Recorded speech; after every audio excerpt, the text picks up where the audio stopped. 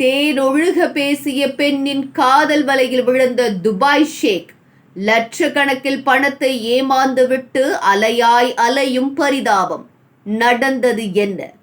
ஒரு திரைப்படமே எடுத்து விடலாம் போல அந்த அளவுக்கு ஒரு அப்பாவி பேர்வழியை ஒரு குடும்பமே ஏமாற்றி பணத்தை பறித்திருக்கிறது.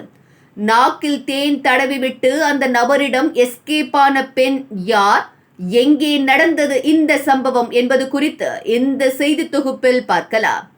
என் கணவரை நிச்சயம் விவாகரத்து செய்துவிட்டு உன்னை திருமணம் செய்து கொள்ளப் போகிறேன், இனி நீதான் என் வாழ்க்கை என துபாயில் வேலை பார்க்கும் ஒரு அப்பாவியை இந்தியாவில் இருந்தபடியே ஏமாற்றி பணத்தை கொஞ்சம் கொஞ்சமாக ஆட்டையை போட்டுள்ளார் இந்த பெண். கடைசியில் இந்த பெண்ணின் மாயாஜால மோசடியை அறிந்து கொடுத்த பணத்தையும் நகையையும் கேட்க சென்ற போது அவருக்கு நேர்ந்த கொடுமைதான் அதிர்ச்சியை ஏற்படுத்தியுள்ளது.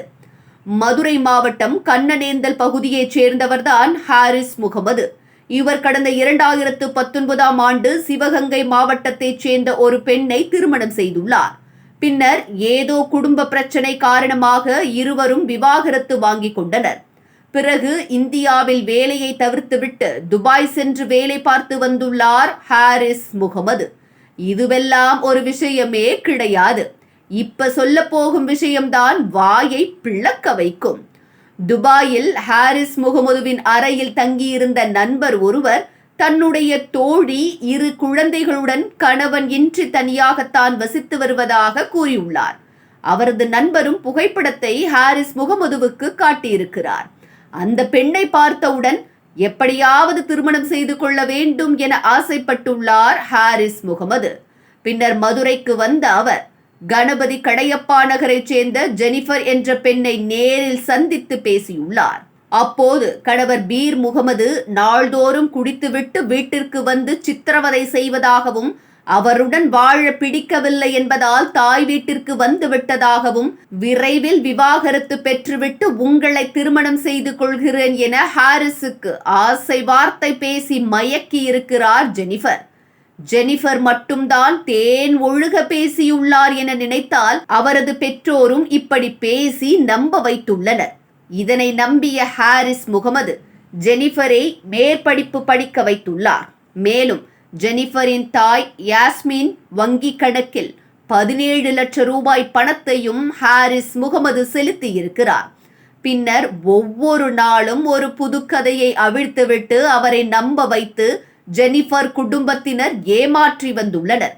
ஒரு கட்டத்தில் கணவர் பீர் முகமதுவிடமிருந்து டிவோர்ஸ் பெற சிறப்பு பூஜை செய்ய வேண்டும் என கூறி பூசாரிக்கு பல லட்சம் ரூபாய் மதிப்பிலான தங்க செயின், மோதிரம், பிராண்ட் வாட்ச் என லட்சக்கணக்கில் வாங்கியும் கொடுத்திருக்கிறார் ஹாரிஸ் முகமது.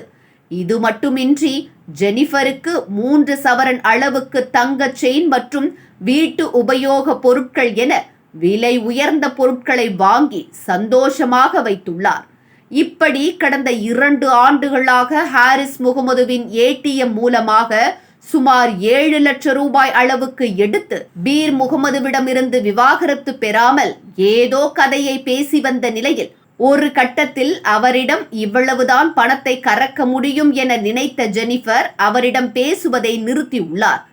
ஏன் இந்த திடீர் மாற்றம் என நினைத்த ஹாரிஸ் உடனடியாக கடந்த 2022ஆம் ஆண்டு மதுரைக்கு வந்த அவர் ஜெனிஃபர் வீட்டிற்கு சென்றுள்ளார். விவரத்தை கேட்டபோது ஜெனிஃபரின் பெற்றோர் கூறிய விஷயம் பெரிய அதிர்ச்சியை ஏற்படுத்தி இருக்கிறது ஹாரிஸுக்கு.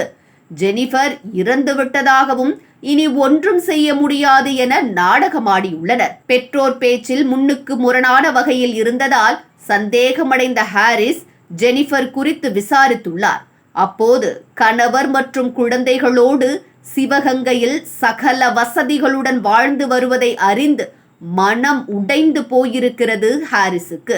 இவ்வளவு நாள் நாம் ஏமாந்து போனதை அறிந்து நொந்து போயுள்ளார். பின்னர் மனதை தேற்றிக் கொண்டு செலவழித்த பணத்தை திருப்பி தருமாறு ஜெனிஃபரை தொடர்பு கொண்டு பேசியுள்ளார். அப்போது எதற்கும் அஞ்சாத வகையில் பேசிய ஜெனிஃபர், இனி ஒரு தடவை பணம் கேட்டு வந்து நின்றால் உன்னை கூலி ஆட்களை வைத்து தும்சம் செய்து விடுவோம் என மிரட்டல் விடுத்திருக்கிறார். பின்னர் கிட்டத்தட்ட 20 லட்சம் ரூபாய் பணம், நகை, பொருட்களை வாங்கி ஏமாற்றிய ஜெனிஃபர், யாஸ்மின், ஜாஃபர் மற்றும் கணவர் பீர் முகமது, பூசாரி கணேசன் ஆகியோர் மீது காவல் ஆணையரகத்திலும் காவல் நிலையத்திலும் ஹாரிஸ் முகமது புகார் அளித்தார். இது தொடர்பாக வழக்கு தொடர்ந்த நிலையில் மோசடியில் ஈடுபட்ட அனைவர் மீதும் வழக்கு பதிவு செய்த போலீசார் விசாரித்து வருகின்றனர். மனைவியை விவாகரத்து செய்துவிட்டு துபாயில் நல்ல வேளையில் வேலை பார்த்து அதில் சேமித்த பணத்தை ஒரு பெண் சொன்ன ஒரு விஷயத்தை நம்பி ஏமாந்து நிற்கதியாய் நிற்கும் ஹாரிஸ் முகமதுக்கு நீதி கிடைக்க வேண்டும் என்பதே அனைவரின் எதிர்பார்ப்பாக உள்ளது.